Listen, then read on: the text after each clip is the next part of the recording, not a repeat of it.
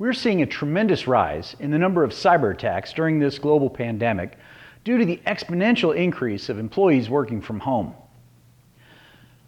In most cases, employers and employees, they weren't really thinking about security as the primary factor when transitioning to this remote workforce during the global pandemic. Business owners and employees, they were more concerned about surviving and staying employed. Let's face it, the security, the work from home policies, these were afterthoughts, or even afterthoughts, or maybe you're not even thinking about this at all. Hi, I'm Darren Petone, and over the last 3 months, we've seen a 74% increase in the number of cyber attacks, specifically targeting your weak spots now that you're working remotely from home to get to the corporate network and hold the company ransom or deliver some serious hardship to you, your computer, and ultimately your bank account. One of the biggest and most dangerous threats during this increase in cyber attacks has to do with keyloggers. If you get hit with this type of malicious software and your device has a keylogger installed, the data you search, all of the websites you're visiting, as well as the login credentials that you use, they're all captured.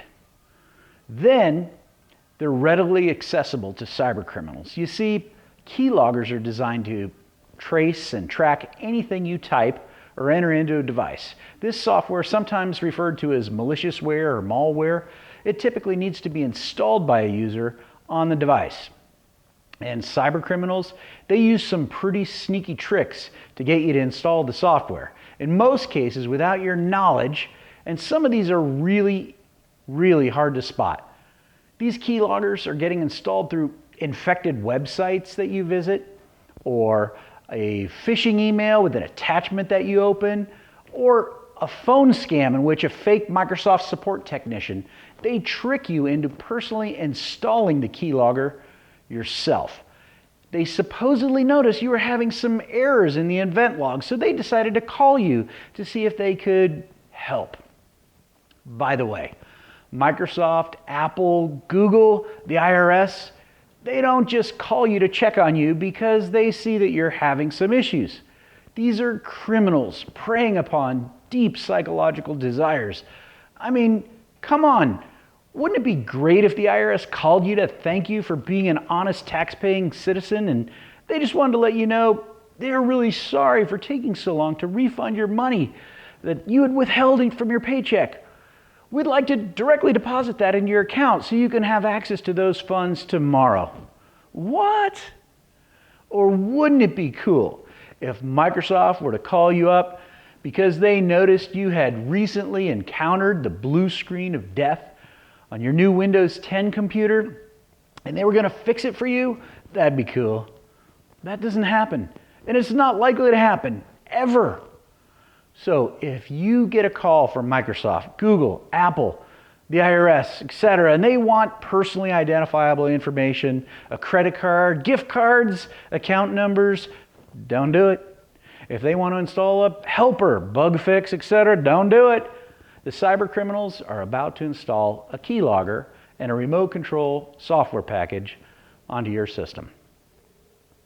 Once a keylogger is installed, it's not easy to tell because it's designed to look innocuous while quietly working in the background to record and steal all of your data without, ever harming the computer's operation or drastically affecting the computer's performance, so you won't notice that something's going on, something's wrong with your computer. So, what exactly does this mean? It means if you're not aware and don't take the time to become educated about this and vigilant about protecting yourself, if a keylogger is installed in your system, when you go to do your online banking, your user ID, and your password are captured. Then they're usually sold or posted on the dark web. And to make things worse for yourself, if you're using the same password for a lot of your online sites, there isn't much hacking that has to take place in order to steal your identity and your money. So don't do this. If you can't remember your passwords, get an encrypted password manager. There are a number of things that you can do to protect yourself. and your computers and your devices. Number one, start becoming aware of this and change your mindset. Become watchful, educated, and don't dismiss the clever tricks that cybercriminals will pull.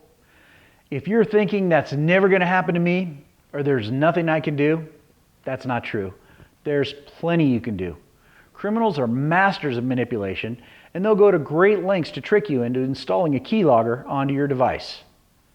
Number two, this might seem obvious to some, and if you're one of our clients, we automatically do this for you, but make sure you're protected with the appropriate antivirus, anti-malware, anti-spyware. These tools, they're not all created equal in this category, so make sure you don't skimp on getting the right tools in place to help protect yourself from viruses, malware, ransomware, and keyloggers. And don't listen to the kid in the Apple store tell you that Macs don't get viruses. That's BS. Macs definitely get viruses, and I've seen and removed a lot of them.